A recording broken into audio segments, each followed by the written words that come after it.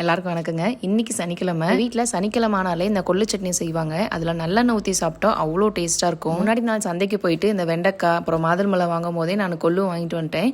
கூடவே இந்த 3 புடலங்காய் வந்து 20 ரூபா சொன்னாங்க. ஒரு புடலங்காய் மட்டும் நான் பருப்பில் போலான்னு எடுத்து வச்சுட்டு மீதி 2 பொரியல் பண்ண எடுத்துட்டு வந்துட்டேன். இன்னைக்கு எப்பவும் போல இல்லாமல் பொறுமையாகவே சமைக்கலான்னு டிவி போட்டால் என் ஹஸ்பண்டும் கிரிக்கெட் விளையாண்டு வந்தார். வந்த உடனே எத்தனை ரன் அடிச்சாரு, யார் ஜெயிச்சாங்கன்னு இந்த கதையெல்லாம் சொல்லிட்டு இருந்தாரு. இதை கேட்டுட்டே நானே இந்த காயெல்லாமே கட் பண்ணிட்டேன். மார்னிங் இப்படி தான் பீஸ்ஃபுல்லாக போச்சு. ஸோ இதுக்கப்புறமா ஒரு அடிக்கணமான இண்டஸ் வேலி பாத்திரம் எடுத்து எண்ணெய், கடுகு, கருவேப்பிலை, பச்சை மிளகாய், வெங்காயம் எல்லாம் வதக்கி விட்டுட்டு இந்த புடலங்காயுமே சேர்த்துக்கிட்டேன். நல்லா வதக்கி விட்டுட்டு உப்பு மஞ்சத்தூள் சேர்த்து தண்ணி ஊற்றாம வேக வச்சாச்சு. காய் அடுப்பில் வதங்கிட்டு இருந்துச்சு. அந்த கேப்பில் சாப்பாடு அடுப்பில் வச்சிடலான்னு அரிசி களைஞ்சிட்டு இருந்தேன். அரிசி களைஞ்ச தண்ணியை அப்படியே கையோட போய் செடிக்கு ஊற்றிடணும். அப்படி இல்லைன்னா நம்ம சலுப்பு போட்டுட்டு மறுபடியும் சிங்க்லேயே ஊற்றிடுவோம். ஒரு பக்கம் சாப்பாடு வச்சாச்சு. இப்போ கொள்ளு சட்னி செஞ்சாலான்னு சொல்லிட்டு கொள்ளு எடுத்தா என் ஹஸ்பண்ட் நான் இதை சுத்தம் பண்ணி தரேன், இதில் கல் நிறையா இருக்குன்னு சுத்தம் பண்ணி கொடுத்தாரு. கொஞ்சம் உப்பு, ஒரு பச்சை மிளகாய், விளக்கெண்ணெய் சேர்த்து ஒரு 7 விசில் விட்டுக்கலாம். விசில் வர கேப்பில் நைட்டு ஊற வச்சிருந்தா பாதாம், மாதுளம்பழம்லாம் சாப்பிட்டு வந்து பார்த்தா கொள்ளும் வெந்துருச்சு. இப்போ இதுக்கு சின்ன வெங்காயம், 2 பச்சை மிளகாய், ஒரு கட்டி பூண்டு, 2 தக்காளி, ஒரு கொத்து கருவேப்பிலை எடுத்துக்கலாம். எண்ணெய் ஊற்றி சீரகம், மிளகு, மல்லி, இது கூடவே 2 பச்சை மிளகாய், பூண்டு, கருவேப்பிலை எல்லாம் போட்டு ஒரு கலரிட்டு இந்த சின்ன வெங்காயத்தை சேர்த்துக்கலாம். இது வதங்கினோடனே 2 தக்காளி சேர்த்து உப்பு சேர்த்து வதக்கிக்கலாம். வேக வச்ச கொள்ளை எடுத்து போட்டுட்டு அதுக்கு தேவையான உப்பு சேர்த்து ஒரு கைப்பிடி கொத்தமல்லி சேர்த்து கலரி விட்டு அடுப்பு ஆஃப் பண்ணிடலாம். இது ஆறுனதுக்கு அப்புறமா கொள்ளு தண்ணி ஊற்றி அரைச்சிக்கலாம். இது வந்து நல்லா மைய அரைக்கக்கூடாது, கொஞ்சம் தரிசா அரைச்சாவே போதும். இது உடம்புக்கு சூடுங்கிறதுனால நல்லெண்ணெய் ஊற்றி சாப்பிடுவாங்க. வெயிட் லாஸ்க்கு நல்லாவே ஹெல்ப் பண்ணும். ஸோ வாரத்துக்கு ஒரு நாள் கண்டிப்பாக எல்லாரும் சேர்த்துக்கோங்க.